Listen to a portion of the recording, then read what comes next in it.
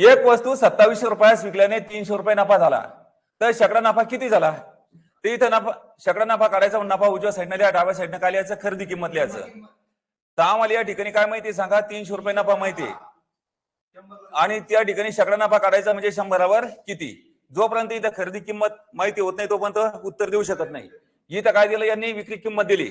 तर विक्री किंमतीमधून काय काढायचं आम्हाला? म्हणजे विक्री किंमत 2700 रुपयामधून नफा किती आहे सांगा? 300 आहे. तर 2700 मधून 300 गेले किती राहिले? म्हणजे 2400 रुपये ही आम्हाला खरेदी किंमत मिळाली. तर गणित सोडवण्यासाठी मोकळे. आता याचं काय करायचं? तिरपा गुणाकार. तर मग आता सांगा तिरपा गुणाकार. 100 गुणेला 300 आपण 2400. 2 शून्याला 2 शून्यानं काढा. 3 आणि 24 कोणत्या पाड्यामध्ये? 3च्या. 3 आहे का 3 3 8 24. 8 आणि 100 कोणत्या पाड्यात आहे? 8च्या. आता हे नेहमीच आहे म्हणून 8 1 8 8 12.5 100. म्हणजे याचं उत्तर किती आलं सांगा? 12.5%. आहे का याच्यामध्ये?